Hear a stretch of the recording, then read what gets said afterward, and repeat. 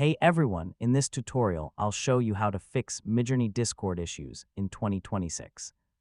So if Midjourney isn't responding in Discord, commands aren't working, or you're having trouble accessing image generation features, this guide will help you troubleshoot the problem. First, make sure you're signed in to the correct Discord account linked to your Midjourney subscription. Using the wrong account can prevent access to Midjourney features. Next, check whether the Midjourney bot is online and responding in the server.